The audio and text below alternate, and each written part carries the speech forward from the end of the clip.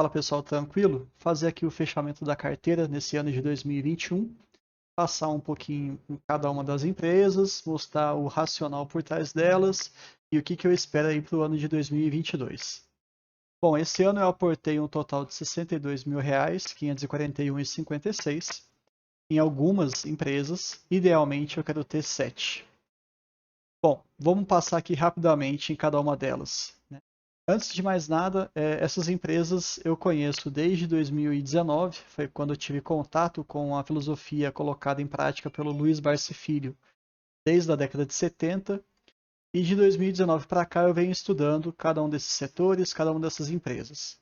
Entendo que elas atendem aqueles requisitos que me deixam tranquilo e vão me garantir aí uma carteira previdenciária, uma carteira com renda mensal, se possível, né, uma renda passiva, lá no futuro.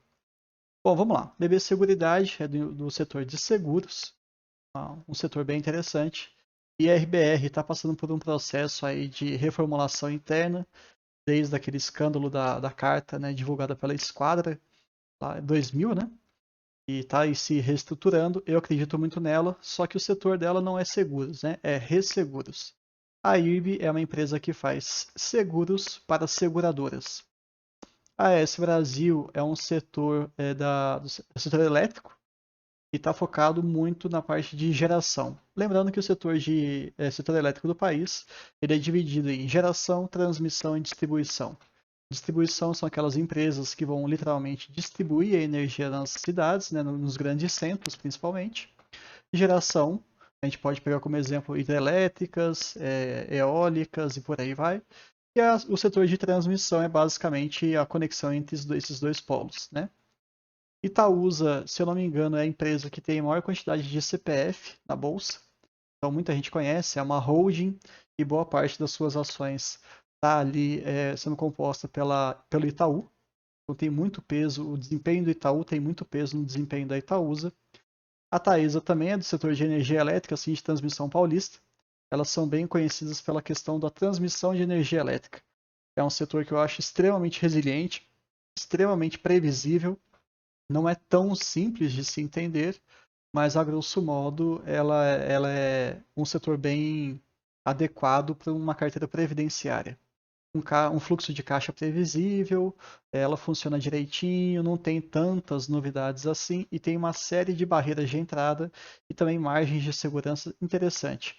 Uma das questões que mais me chamam a atenção no segmento de transmissão de energia elétrica é que os contratos dessas empresas, né, as concessões, elas são atreladas aos alguns índices de inflação, seja o IGPM ou IPCA.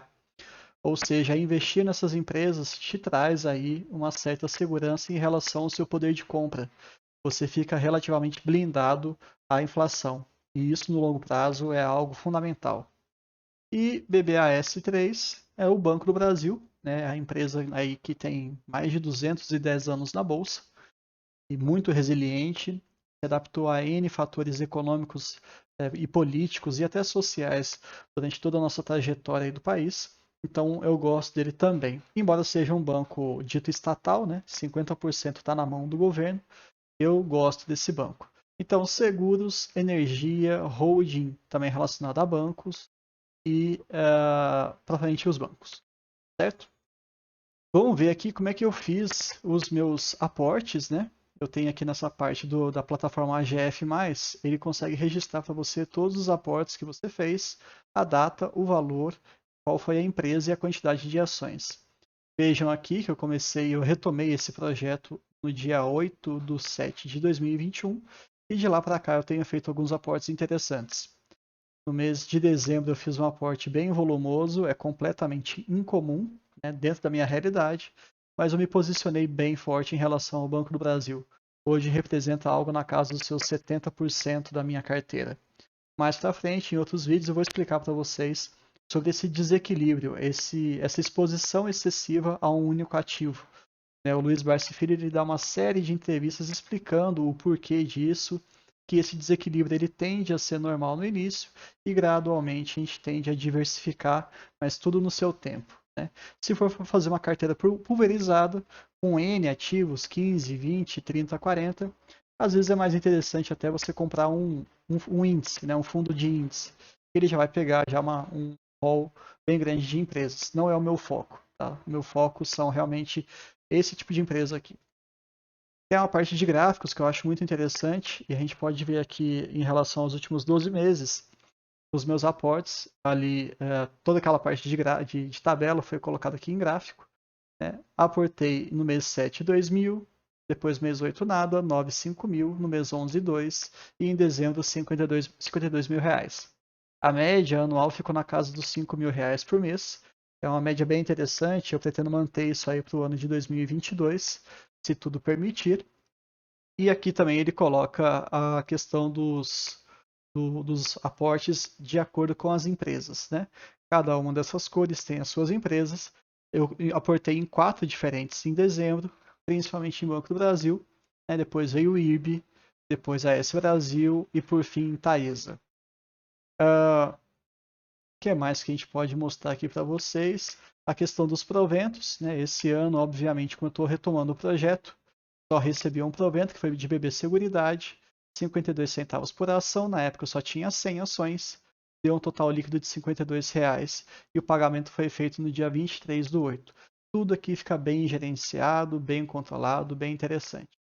Tem também a questão do imposto de renda, que assim que eu virar o ano, eu vou emitir esses dados aqui e ele já carrega tudo para a gente, é bem interessante. Ele explica direitinho como é que funciona, te dá todos os códigos, aonde você tem que colocar cada uma dessas informações na sua declaração de imposto de renda. Mas é basicamente isso, pessoal. Eu pretendo realmente investir nessas 7 empresas. Provavelmente eu não vou aportar nas 7 ao longo do ano de 2022. Aquela que estiver mais adequada, pensando em qualidade do investimento, pensando em rentabilidade, tudo isso vai ser o meu norte, né? Tudo isso aí vai ser considerado no meu aporte mensal. Uma coisa que eu gosto de mostrar para vocês é em relação ao dividend yield, né? Que a gente tem que pensar sempre acima de 6%, faz parte da filosofia do Barsi, mas existem duas maneiras, né? Que é o DPA, dividendo por ação projetivo, daquilo que se especula para o curto prazo, diante dos investimentos que a empresa está fazendo, diante das novas concessões que ela está conquistando, enfim. E tem o dividendo, o DPA médio, que ele vai considerar aí pelos meus últimos 6 anos. Então a gente pode perceber aqui, nesse caso, que o dividend yield que está sendo mostrado, né, e o projetivo, ele está sempre tudo relacionado ao que vai vir para frente. Então espera-se, por exemplo, que Taesa, no próximo ano, entregue por volta de R$ 1,22 por ação. Essa é a expectativa. Pensando nisso e pensando na cotação atual, a gente chega no dividend yield, que seria a rentabilidade projetiva de 10,14%. Bruno, não entendi esse cálculo. Como é que a gente faz? Vamos pegar aqui o quanto que a empresa provavelmente vai dar de dividendos no ano que vem. A gente divide pela cotação. E a gente vai chegar aqui aproximadamente em 10,1, que é o projetivo. Essa é a conta que a gente faz para conseguir entender o que é dividend yield, o que é a rentabilidade projetada para o próximo ano. Assim como a gente pode pegar no histórico, colocar o DPA médio. O que é o DPA médio? Ele vai pegar o histórico dos últimos 6 anos e vai fazer uma média. Então, BBSE 3, a gente pode ver aqui, BBSE 3, teve aí nos últimos 6 anos um dividendo médio anual de 2,0752. Se a gente for dividir pela cotação atual, a gente chega aqui a 10% de 0,6, que seria então a rentabilidade média dos últimos 6 anos. Entendam que o dividend yield médio ele tem uma visão mais conservadora, e isso é importante. Já que a gente está falando de empresa previsível, não se espera muita novidade para o futuro. Então a gente pode usar o dividend yield médio. Porém, essas empresas elas fazem grandes investimentos. Por exemplo, Taesa, TRPL, AS Brasil. Essas estão sempre conquistando, né, novas concessões, fazendo grandes investimentos. Então, a rentabilidade que ela teve no passado, talvez às vezes vai ser maior no futuro. Então, por isso que a gente criou aqui, né? A plataforma GF Mais tem essa ferramenta em que ela projeta os seus ganhos para os próximos anos. Então a gente está conseguindo ter uma visão um pouquinho mais agressiva. Para quem gosta de algo mais concreto, a gente usa mais o DPA médio, que é o histórico. Para quem está considerando algumas especulações dentro de várias regras, dentro de várias margens de segurança, a gente vai trabalhar com o projetivo, o dividendo por ação projetivo. Tá bom? Se vocês quiserem mais vídeos sobre essa plataforma, se vocês quiserem saber mais sobre a minha trajetória, deixem o seu like, comentem aí no canal do YouTube e se inscrevam também, para vocês ficarem sabendo. A minha ideia é produzir pelo menos de 2 a 3 vídeos por semana, sempre mostrando alguns insights sobre os investimentos, sempre mostrando aquilo que eu estou fazendo e principalmente o porquê que eu estou fazendo.